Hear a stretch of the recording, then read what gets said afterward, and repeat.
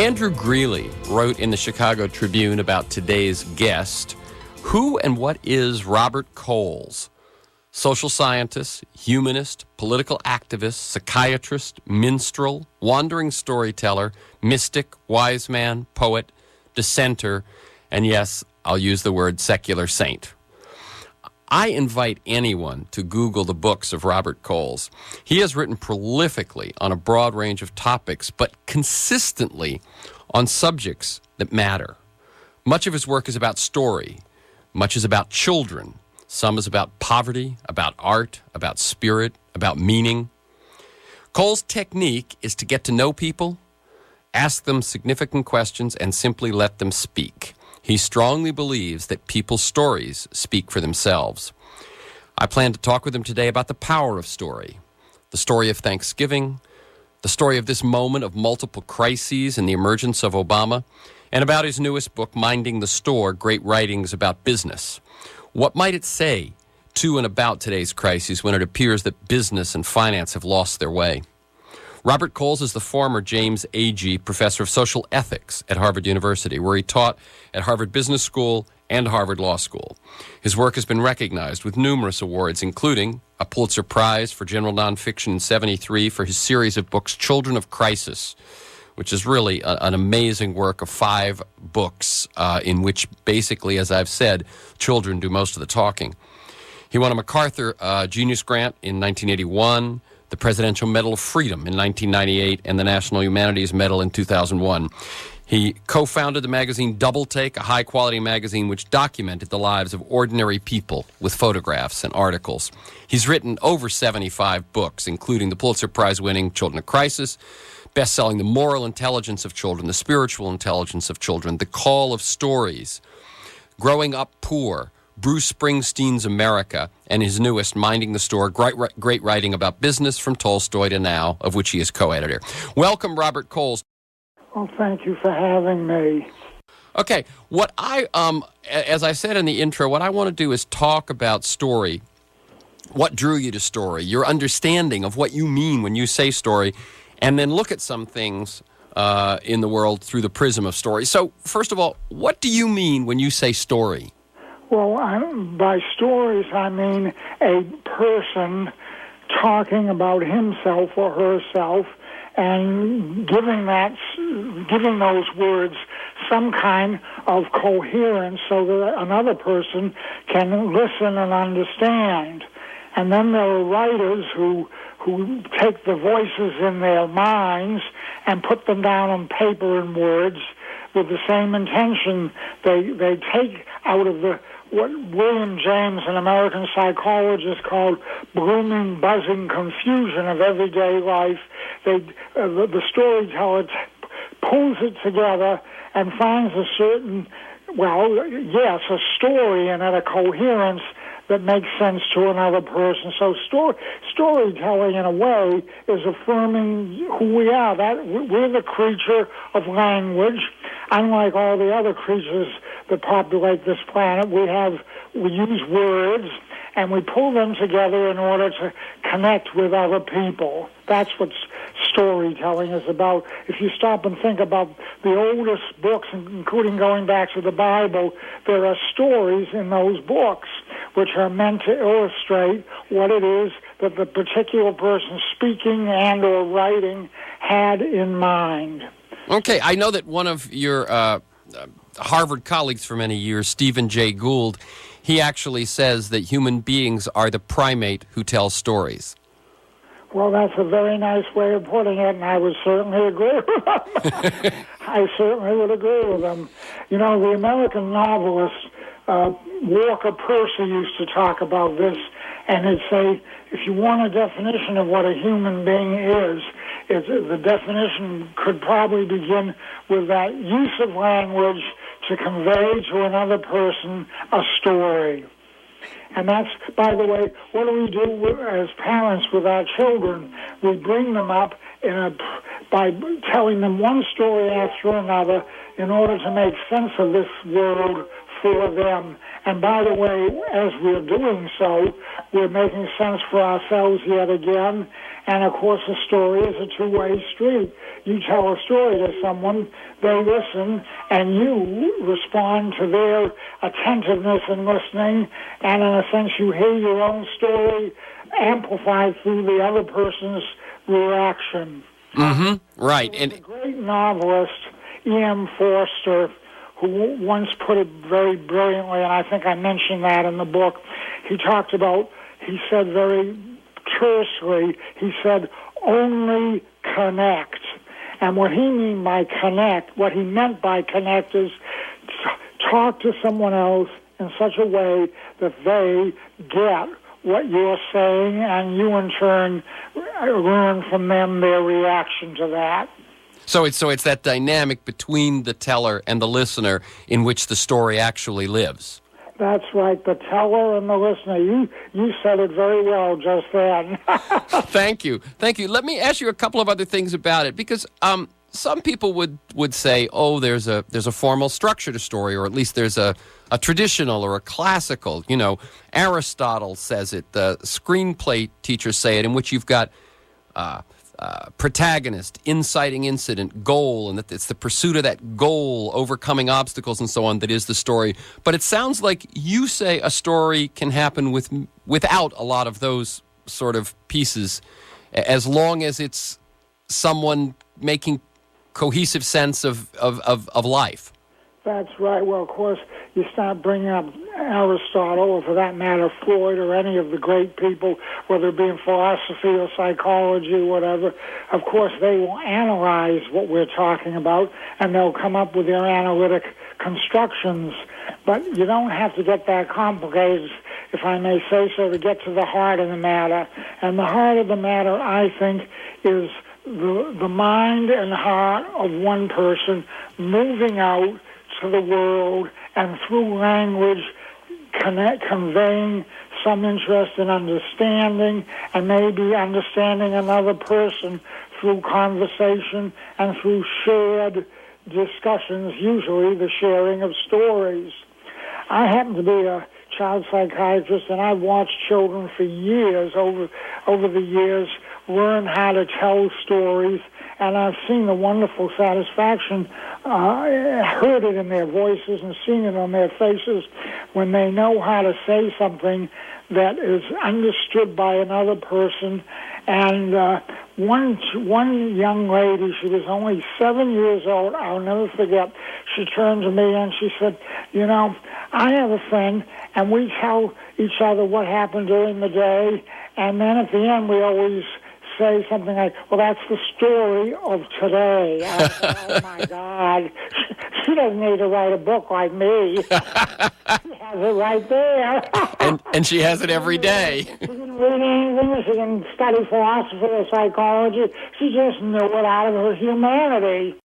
What drew you to story? And I'm going to set that up by saying that in your work, your early work, when you were working as a child psychiatrist and you were writing in psychology and so on, you didn't go for a lot of what the field was going for at that point. As I said at the top, you let people speak for themselves. What drew you to story? Well, what drew me to stories is that as I became interested in them, I realized that I was getting closer to my own humanity, never mind those of the people I was involved with, in the sense that I was being given pause about what this life does mean. But let me give you an example. When I was learning to be a doctor, I'll never forget, we had a polio epidemic in Boston, and a lot of kids were in the children's hospital then. That's before the Salk vaccine came into use. We're talking about the 1950s, before that vaccine. But I will never forget a boy lying on his back, paralyzed from the waist down. He couldn't move his legs. And he turned to me and he told me that he's worried about me. Worried about you? Yeah, and I looked at him and I said, wow, why are you worried about me? He said, well, you're tired. You're working so hard. And then I said, well, I guess you're right. What would you suggest that I do? And then I was stunned. He said, well, you could go and take a rest, But what I think you might do is just go and get a good book that tells you a good story that relaxes you. I'll never forget it. And I thought, this kid knows a lot better about psychology and psychiatry than I do. Wow. What I needed is to kind of pull myself together and maybe stop and think about what I was doing and why I was doing it. Yeah, and it sounds like, moment. I can still picture it, and I can see him. Well, one thing that's wonderful in that is it is both a child and it is story. I mean, what then became very much the focus of your work for, 20 years? Well, it became the focus of my work from when I started doing this work. You're absolutely right, around 1960, so we're talking about a half a century. Oh, my God. Of listening to people all over the world. I'll never forget, I went with one of my sons to South Africa, at that time under apartheid, and I got to meet some kids, both the Afrikaner kids, the English-speaking white kids, and also, of course, the kids who were African. I heard different stories from each group about what was happening in that nation at the time. And then I'll never forget one of the kids who actually came from a rather conservative Afrikaner background. He turned to me and he said, "You're hearing all sides of the story." That's the way he put it. I said, "I'm trying to." He said, "Well, are you going to pull a story out of this that everyone can pay attention to?" I said, "I guess that's my job as a writer." But you'll notice he was talking about stories as told, and in a way as told by the one who hears stories, namely, in this case, me. But we all do that with one another. We listen to others, we interpret what we've heard, and then we tell it to other people, as do people when they give an account to someone of what happened to them that day, including the people they met, heard from, talked to, and now, in a summary form, go over it with another person. Right. One of the things I actually talk to a lot of nonprofits and foundations when I'm not on the radio about communicating their message. And I encourage them that the most powerful tool that they have is compelling human stories. And one of the things two of the things that I say, and I'm just going to get your feedback on this, when I'm trying to get them to transition from writing reports or dealing in sort of a dead language of academia or science or something, to bring it to life. And one of the ways that I say that most brings it to life is snatches of dialogue. And it's interesting, in every example you've gone to, it's the actual words that someone spoke to you 50 years ago, 30 years ago, that are what you are passing on at this moment years later. That's right. And we're the creature who not only speaks to others and listens to them and understands, but we're, in a way, I'll put it this way, we're the creature who remembers and then takes that remembrance, as one novelist put it, remembrance of things past.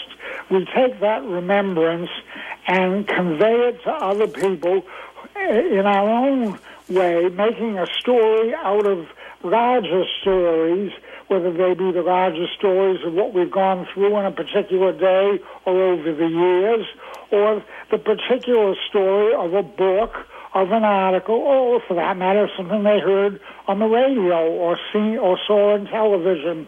And that's who we are, the one who listens, watches, then connects the heard and the seen into the coherence of a story that is, you want to call it a tale, you want to call it a narrative, whatever. It's the person realizing his or her humanity through sentences that accumulate and become ultimately, may I call it, an unfolding of what was, so that the other person might understand that and maybe make a part of his or her life. So the storytelling comes near to what that expression "I thou." Mm-hmm. Storytelling is the medium that I and thou connect. Mm-hmm. And it is what the power of the story, or the reason that people go to it and exchange it, is for themselves understanding and then for connection? I think it's for both. Yeah.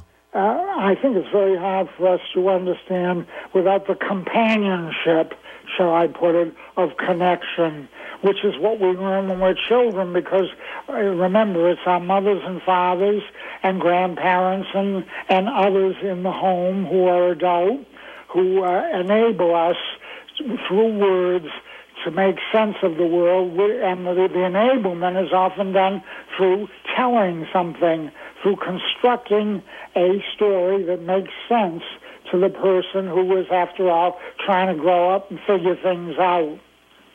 Okay, it's interesting you just began to talk about the place of story in family, because one of the questions that is on my mind is today's Tuesday, Thursday will be Thanksgiving.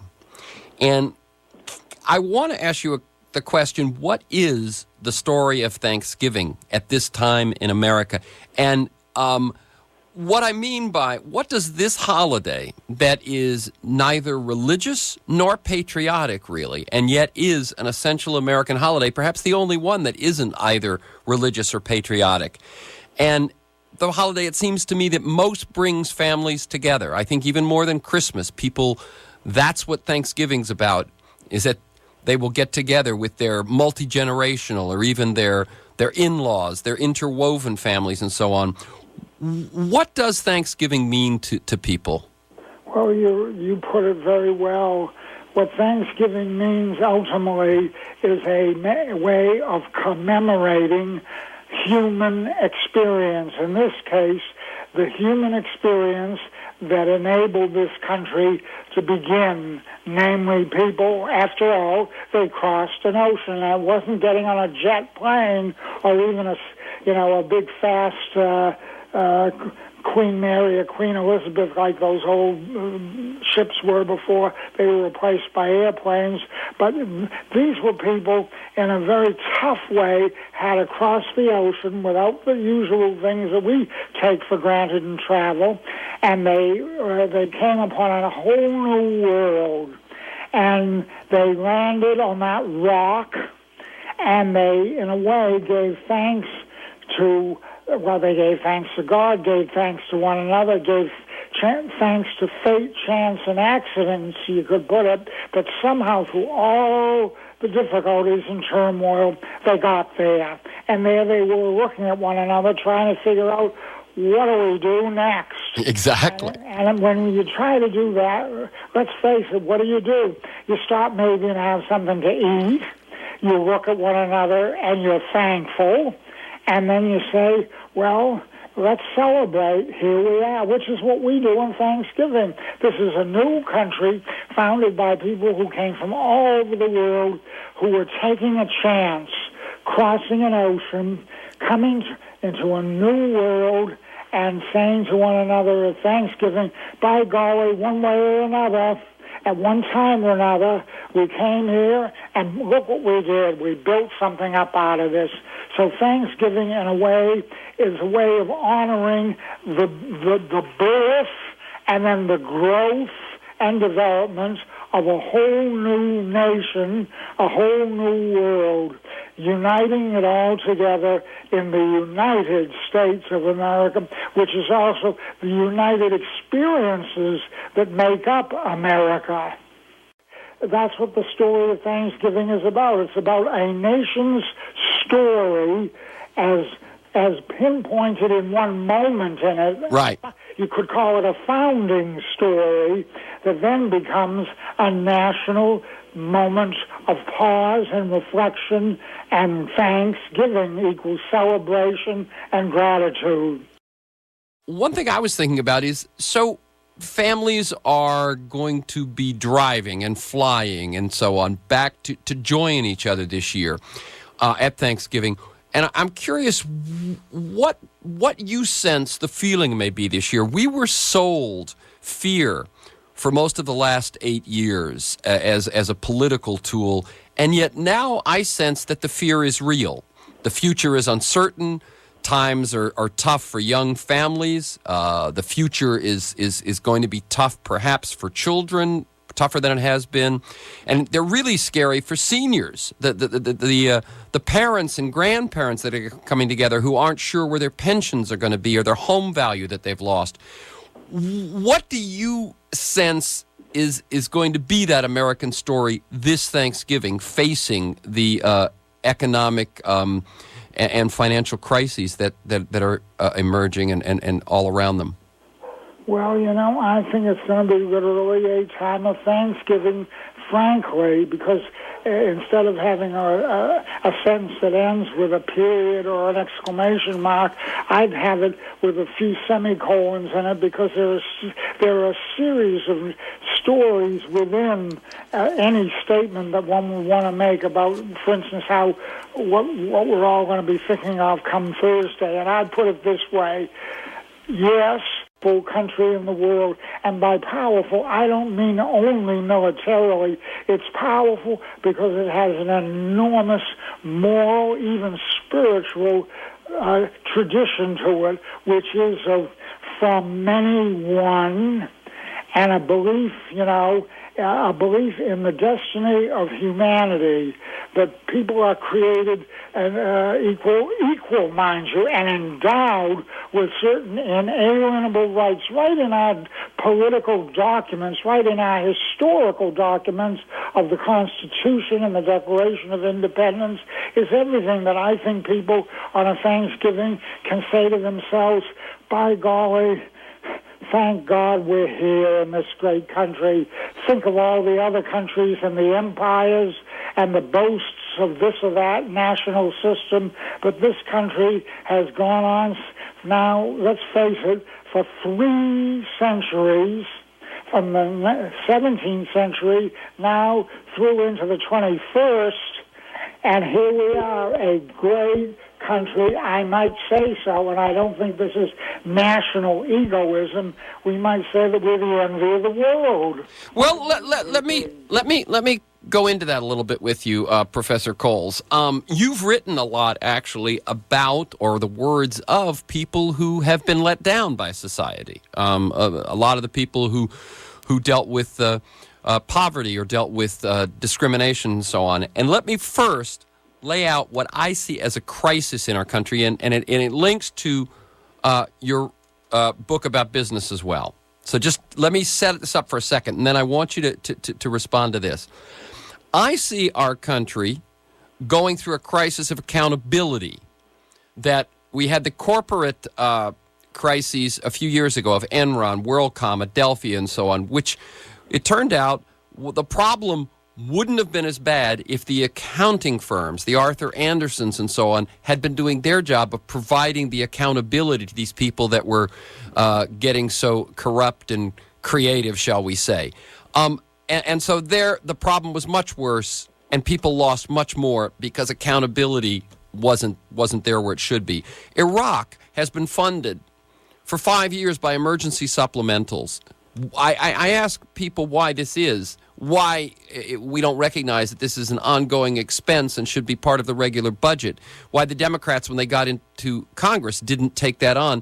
And the word I get is that then Congress would have to be accountable. As long as they keep it as an emergency supplemental, it's kind of off the books almost.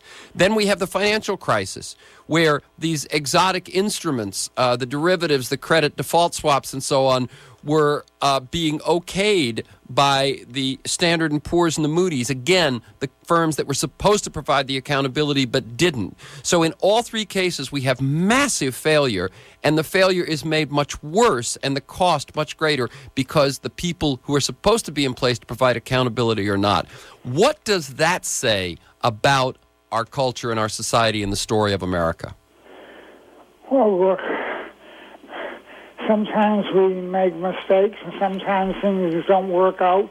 There are flaws in any collection of human beings and in any society. But allowing for those flaws, I would like, especially in a Thanksgiving week, to emphasize the positive side, that through all these mistakes and errors, let's face it, here we are, and we've done pretty well. and I'm not going to defend some of the practices that we now witness or read about, whether it be in the business world or the political world. Mistakes, you bet they may, but that's part of also a democracy. That when people are given that kind of personal leeway, either individually or in the political realm, then of course you don't have a dictatorship, and you don't have a unified thing. You have voices talking to one another, telling different stories and interpreting the world in different ways. But I think ultimately what we say about what you've just mentioned is that flaws and limitations and hunches that weren't realized and hopes that weren't realized, the country nevertheless persists. There are millions who continue to be at the edge, and I in no way want to whistle Dixie about that. I know that there are serious problems. The Lord knows I've spent my lifetime, as you pointed out, witnessing them and writing about them. But, even the children I went through, got to know, who went through the horrible circumstances they did, they were young Americans, and they knew the value of this country, and some of them, I'm telling you, for all their difficulties, they had the American flag nearby, and they knew the story of this country, and they knew that they themselves were actors and actresses in that continuing historical drama, which is what this country is. In your book about Bruce Springsteen, which might be a surprise to some people, you wrote a book called Bruce Springsteen's America, The People Listening and a Poet Singing, and it was both about the words of Springsteen as a poet and about the meaning that Americans, folks of all sorts, find in his words. One of the things you said was that he was able to avoid the sort of the nation overpraising of false patriotism and the nation overslamming of false attacks and so on, and sort of find that middle ground where real people are. I'm not attempting to slam the country, but I'm troubled. That's what I'm saying, is I'm troubled by when you have a freewheeling culture, an entrepreneurial culture, a risk-taking society as we do, then it seems to me those accountability places of accounting firms or Standard & Poor's or so, it becomes all the more important. And when I see it time after time, that falling away, then I'm nervous about something deeper going wrong at the core of all this. Some thoughts about that. You've looked at things with a much longer perspective than I. Well, look, in the midst of progress and hopes being realized, there are disappointments and there are difficulties. Look what happened to this country recently. It's not the first time people invaded our airspace, killed people right in their hometown and at work, and there's a feeling of vulnerability. And by the way, I think the stronger you are, the more vulnerable you are, in the sense that you're an object of envy and rivalry. You're a reminder to others of their own disappointments and the pain that they're going through. So I think when you're first, in an ironic way, you're vulnerable, and there's a price to be paid, which we are witnessing now as this country deals with a lot of people in different continents who want to hurt us because we're who we are. We're the world's leading nation. We have an unparalleled amount of power and strength, and those folks want to take it away from us, to be blunt about it. But I'm actually... There's vulnerability in strength, and where there is an effort for unity, there are those fragments of disagreement, and of course, disagreement, by the way, is a healthy thing in a society. If you have everyone agreeing with everyone else, you begin to wonder what kind of country you're living in, but not in this country. Well, there are sectional disagreements. There are disagreements based on occupation and on national backgrounds and all, and on race but whatever. But look, somehow the whole thing comes together. Yeah, I'm actually less, in this question, less concerned about the attacks from abroad as from a sort of loss of moral compass internally, that we are allowing our as I said, we're a risk-taking society, and so it's good if some rules, some standards are in place so that can flourish rather than become dangerous. And that's really more the point I was making, but I will set that aside. Let me ask you, if you could reflect for a moment, as I'm listening to you, both the sound of the conversation and the content of the conversation, I'm reminded of Studs Terkel, who passed away just recently. Could you reflect just a little bit on who Studs Terkel was and how your work might compare? Reflect on what? Studs Terkel. Studs Terkel, oh, listen, he was a hero of mine, a wonderful hero. I knew him, I met him, I was on his radio talk, I sat with him and drove with him in Chicago while he pointed places out to me. He was a great American historian. You want to call him a social historian, you want to call him a journalist, you want to call him a writer, whatever you want to call him. He was a great American who was watchful of the country and paid enormous attention to it by listening, and very important, by getting others to say what they saw and heard, so that their voices, their experiences, their memories became part of a collective national experience, because after all, for millions of people, Studs Terkel, among other things, was a great and continuing teacher. That's what he was, a social observer who knew how to get other people to work with him, and together they told America about itself. Mm-hmm. I often say that one of the reasons that I do interviews, and one of my hopes, is that I can teach while learning.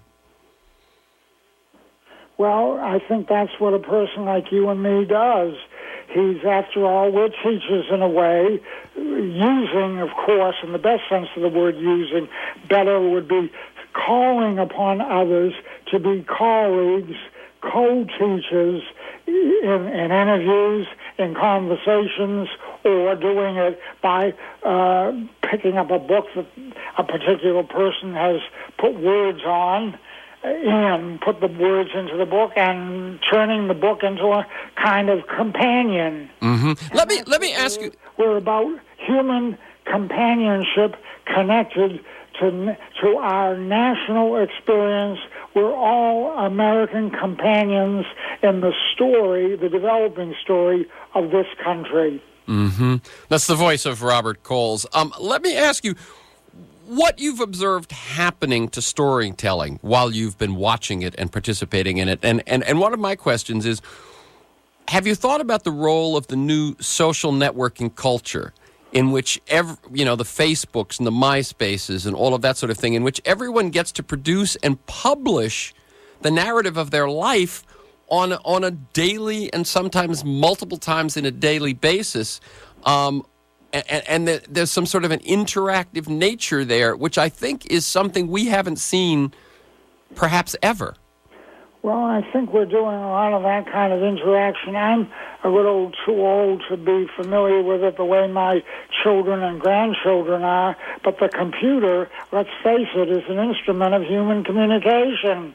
And through the computer, among other new modes of connection, people are learning about one another and trying to understand through that experience the world they live in. Now, of course, like in all human connection, there can be flaws and mistakes, because people can take an instrument of communication and turn it into an instrument of hurtfulness, which we do with words when we speak to people, and there's no guarantee that a machine like a computer is going to eliminate what the Bible would remind us is our sinful side. You don't need the Bible to be reminded of that. Anyone who observes his or her fellow human beings, including himself or herself, will be reminded that we all have those moments when we don't exactly live up to what we hope we'd like to live up to.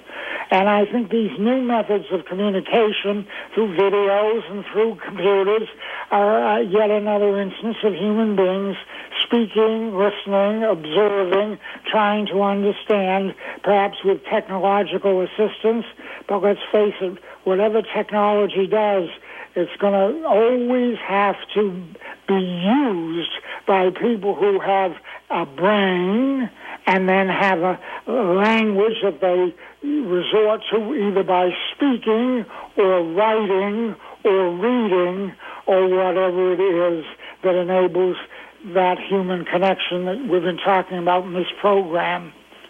The book that is your latest book, which you co-edited with Albert Lafarge, called Minding the Store, great writing about business. I read that it grew out of a course that you taught at Harvard Business School and elsewhere, in which you asked future money market managers, risk arbitrageurs to pause for a semester and reflect on the ethical dimensions of their work. Now, if we go back to my earlier question about the crisis we find ourselves in because perhaps some of those ethics were questionable, what was your experience? How long did you teach that course? And what was your experience about those young business students and the ethical dimensions of the work they were going to go into? Well, I taught a course at Harvard Business School that was basically based on literature. Writers such as John Updike or Cheever or Tolstoy or others told stories which then connected to human reality. And remember, business is about human reality. And those stories basically got some of those students going, because I still hear from them.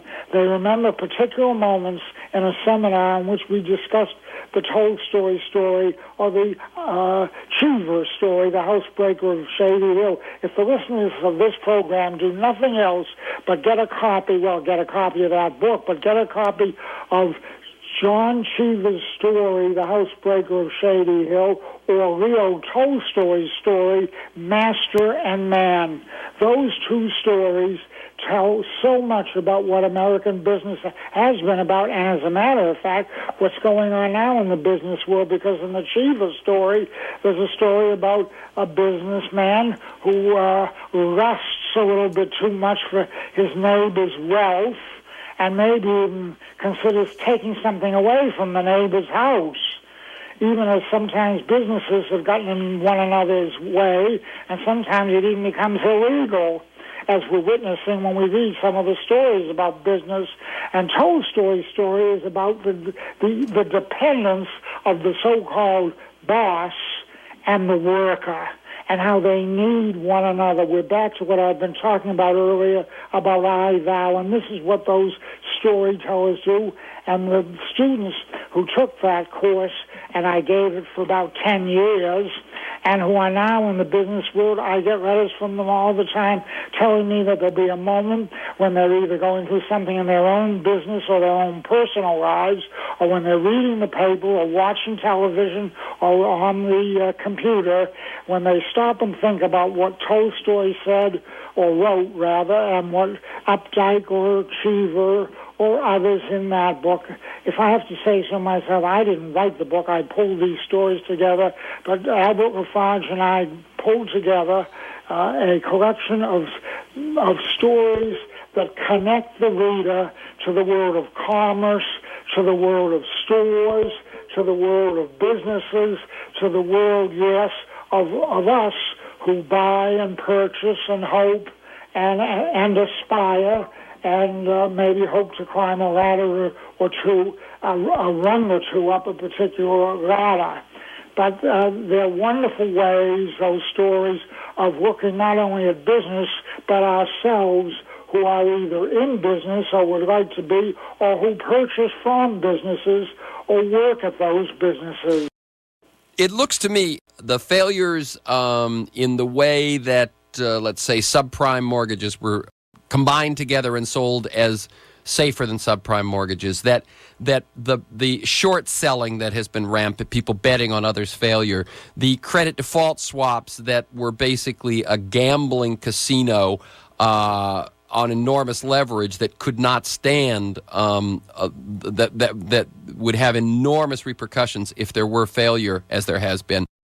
Do the students that you were dealing with for those 10 years who were going on to become This is Harvard Business School. They are going on to become the investment bankers and so on. As you watch what's happening now, where it seems like people just went too far, any thoughts about moments in your teaching that provide a window into the ethical dimensions of what's going on? Well, I think that the course enabled them to do that. But by the way, you don't need to take a course to do that. You don't even have to read a book to do it. You do it in your humanity. You stop and wonder and ask and reflect. That's what a lot of people are doing right now, as this country tries to figure out what the devil is it going to do, what happened to it, what happened to it politically and militarily even, and what's happening to it economically. During the Great Depression, much greater than, I hope, anything we're going to go through now, much, much greater, there were a lot of writers, storytellers, who came out of that and wrote about it, and for that matter, it was the genius of the New Deal that it got the FSA going, the Farm Security Administration, in which photographers went across America with their cameras and basically told stories. They showed the viewers of those photographs what their fellow citizens had gone through, and there were always stories connected to what those pictures were conveying. In a sense, you had pictures and stories, just like we all have eyes and ears, and with the brain we connect the seen and the heard, and we figure things out. And that's what a Tolstoy or a Raymond Carver, who's also in that book, or an Updike or a Cheever, whatever, they all come together in minding the story. Minding the story, you'll notice, it's not a big fancy academic title. It's an ordinary... Oh, right, yeah. It's the vernacular. It's the ordinary language of, I'm minding the store. And we meant it to be that. We didn't want some fancy, abstract social science essay. We wanted the ordinary stories of good American storytellers and other storytellers from all over the world as they dealt with human business.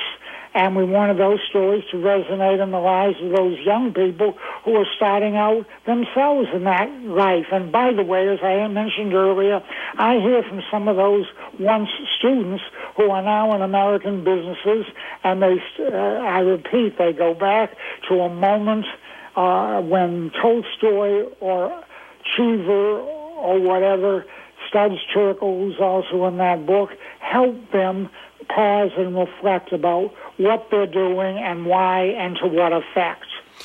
Let me ask you. In a sense, the writer helps restore the reader to his or her humanity, even as in the writing, the writer or the photographer with a camera attempts to connect to that humanity and convey it, and so doing convey it to others. As you have watched this last year in the presidential campaign of Barack Obama and finally the election of Barack Obama, a African-American man, a man in so many ways the opposite of the person he's replacing in his background and his intelligence and his curiosity and so on. What have you felt about that story? Well, I'll tell you what I felt through one of the African-American kids I worked with a long time ago. They're the same age as Barack Obama is. They're in their late 40s. They went through mobs to go into schools in order to get an American education when those called segregationists were screaming at them and insulting them and threatening them.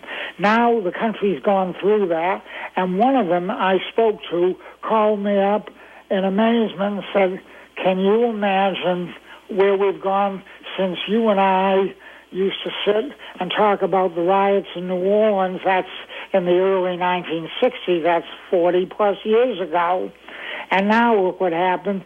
And she said to me, it was very poignant, she said, I just think that this shows you that you always have to remind yourself that what is may not be later, and that later something will be different. Now, she's not a poet or a philosopher, but pretty close to being one. And she did a wonderful job of putting it to me. And then she jokingly, because she knew I used to ask children to draw pictures, she said, "Have you ever thought of asking him to draw pictures?" I said, I don't think he needs to draw pictures. He's already drawing a very big picture for the American people to think about the story of his life and the story of what he and his wife are trying to do as American citizens. So it's a great American story of which their story is a chapter in that continuing saga. Now, we all have a right to claim that our story is a part of that, too, but in a sense, these two are emblematic, and they give us pause to think, and they tell us in their own way, look at history as it unfolds and changes, and in which we have Howard Paul Tillich, the theologian, put it, a new being. And that's what the Obamas are giving America politically, and maybe even morally and spiritually, a new kind of being.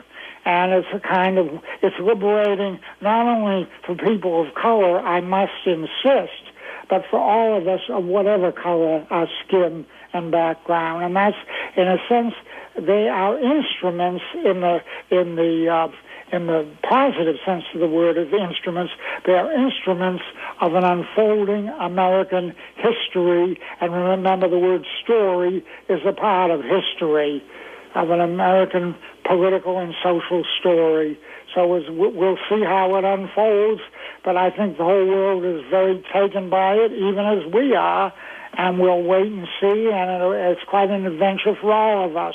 Yes. In your book, Lives of Moral Leadership, you write, I'm just going to read a little bit here, we need heroes, people who can inspire us to help shape us morally, spur us on to purposeful action. And from time to time, we are called on to be those heroes, leaders for others, either in a small, day-to-day way or on the world's larger stage. At this time in America and in the rest of the world, we seem to need moral leadership especially, but the need for moral inspiration is ever present. We need to hand one another along through the moral leadership we show or through how we support it in others. What are you seeing in terms of the need and the response for moral leadership right now? Well, we're looking for it in people. And by the way, not only for people in politics. I hear every day.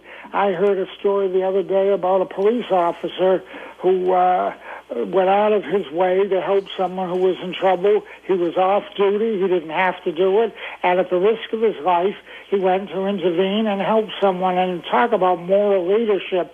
Who would want? He could have gone on. He had other stuff to do. He had all the excuses of someone who had to be here and do that. But he stopped himself in his tracks, and he reached out to another human being, even at the jeopardy of his own life, never mind the time he was spending and maybe even the hurt feelings of people who he was keeping waiting. There is the bind that we get into as we try to realize our moral possibilities, even as, to do so, we occasionally have to stop ourselves in a track and maybe even hurt ourselves. We know that. We know that we're willing to reach out to others, and sometimes, just the other day I read about someone who was giving her blood voluntarily to a stranger who needed a certain kind of blood to stay alive. But I thought, my Lord, you talk about human connection. Volunteers, reads in the paper, picks up the phone, takes the body to have blood taken from it, and in a very quiet way is thankful to be able to do that. If that isn't heroism, I don't know what is.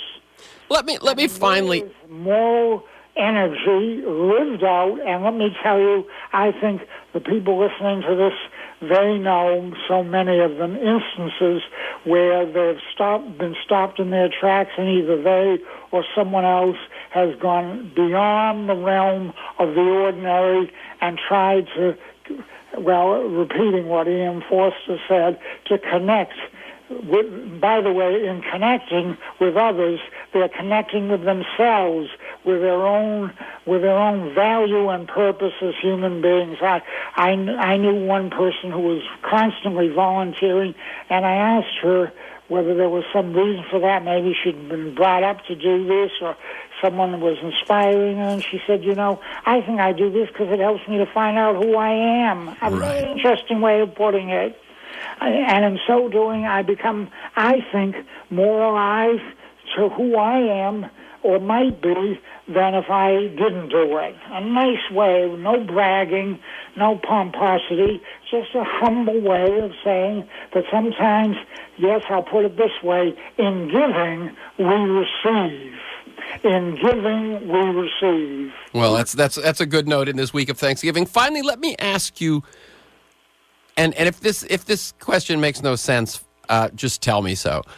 But in the story that most people tell themselves, the big story about who we are and what we're doing and so on, is your sense that given that we have climate crises and ecological crises and we still have so many other crises facing us, do you sense that people believe that we're ultimately going to make it? They must assume that from day to day, of course, we're going to make it. They don't want to fall victim to despair. They want to insist that with their efforts and the efforts of all the people all over the world, somehow we will make it. And remember, let's not get too egoistic about it in the sense that let's get some perspective. Whatever we're going through now, believe me, people have gone through much, much worse, both in this country and, of course, in other countries. So a little perspective that stops us from being a little too much tied up to a particular news story or a particular sequence of events. Okay, I'm gonna end it there. So again, the new book is Minding the Store, great writing about business, Tolstoy to now. Thank you to Robert Coles. Keep up the good work.